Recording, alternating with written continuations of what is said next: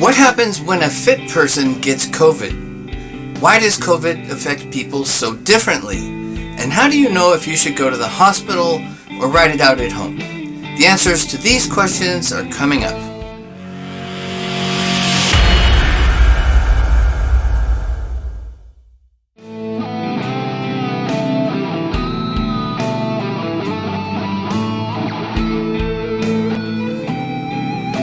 Welcome to the Spirit and Muscle broadcast, where faith meets fitness. I'm young Gerald, certified personal trainer. I am 58 years young and exercise 4 to 6 times a week, but like millions of others, I too got the coronavirus. The first day I began experiencing symptoms, it was like catching a cold. Headaches, light fever, runny nose, and cough. I just figured I caught a cold, so I didn't think much of it. The next few days, I took it easy and rested, and I took ibuprofen for the headache and fever, and in that time, symptoms didn't really get any better or any worse. But on the 4th day, the fatigue set in, and all of a sudden, I had zero energy. All I could do for the next week and a half or so was sit around and sleep off and on most of the day. It was horrible. And also about 4 days into it, my wife and daughter both started experiencing mild flu symptoms as well.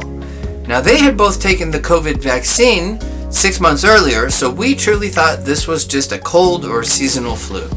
But just to be safe, they decided to get tested, and they both tested positive for COVID-19. This was about a week into it for me and about 3 or 4 days for them. At this time, I started experiencing breathing problems. I couldn't take a deep breath without feeling tightness in my lungs. Now, this was the scariest part of the experience for me, since I knew breathing problems have landed many in the ICU. Thank God it didn't get real bad, and also I lost my appetite, nothing smelled or tasted right, and my stomach was upset for a few days.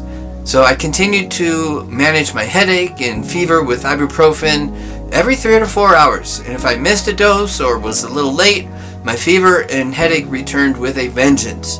So I lived like this for nearly 2 weeks. Not getting any worse, thank God, but not really getting any better either.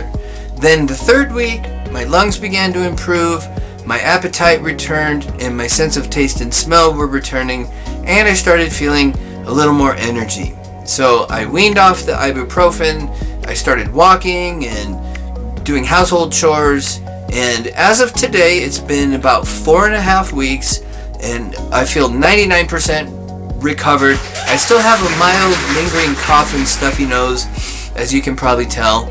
My energy level is not quite where it used to be, but close and improving every day. So I'm up to walking about 2 miles every few days, and I plan to return to weightlifting in the next week or so, Lord willing. Thank God my family and I are all recovering, but why is it that some people experience mild symptoms and some end up in the hospital? And what are the danger signs to watch for to know if you are at greater risk? That was my question, and I want to share what I've been learning with you. Disclaimer, I'm not a doctor, this is not medical advice, it's just what I've learned. And as always, I encourage you to do your own research and draw your own conclusions. Statistically, we know that about 85% of confirmed cases of COVID-19 are mild, and 15% are considered more severe, with about 5% being critical. The risk of developing dangerous symptoms of COVID-19 may be increased in people who are older and also people who have other health problems. Of course, this is similar to what is seen with other respiratory illnesses such as influenza. These increased risk factors include older age, especially those 85 and older, lung and breathing problems, including asthma, heart disease and hypertension, diabetes and obesity, chronic kidney or liver disease, Down syndrome, cancer and certain blood disorders, weakened immune system, and other unknown genetic factors. The reality is, some young, active, healthy, fit people with COVID end up in the ICU, and some 90-year-olds skate by with just mild symptoms, and everywhere in between. We are all different, and the truth is, doctors and health professionals do not have all the answers. the danger signs? How do I know if I should seek emergency care? According to the CDC website, you should seek emergency care right away if you are experiencing 1. Trouble breathing, shortness of breath while at rest, breathing getting more difficult.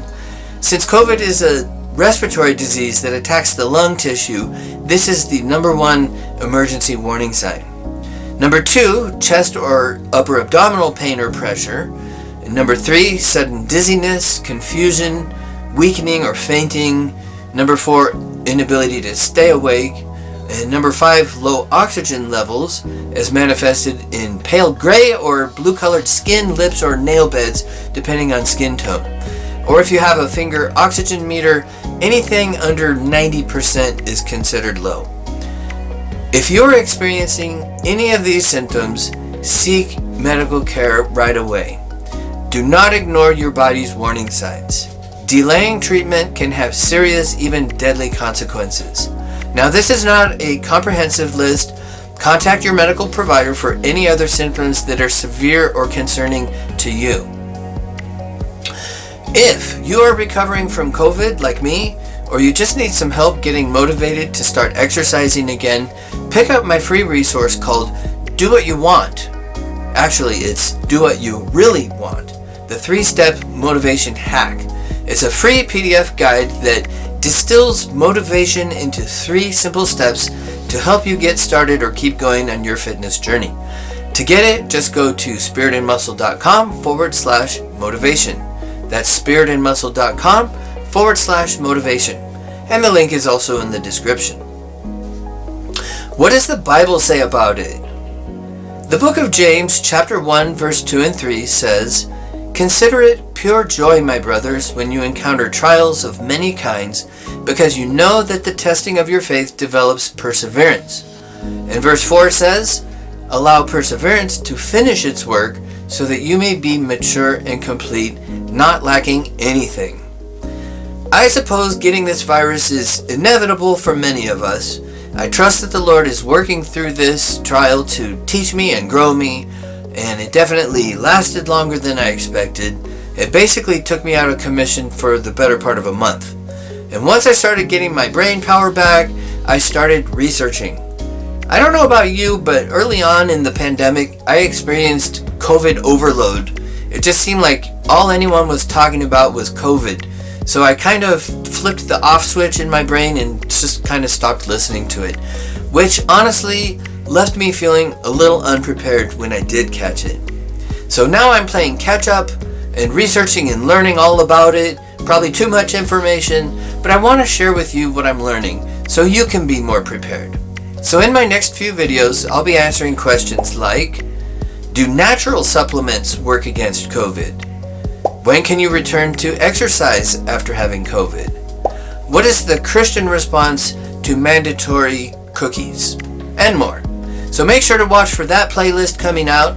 And if you're on COVID overload yourself, you can check out my other video right here on my top 10 muscle building tips. Don't forget to connect with me on social. Links are in the description. That's all for now. God bless you, and I will see you in the next video.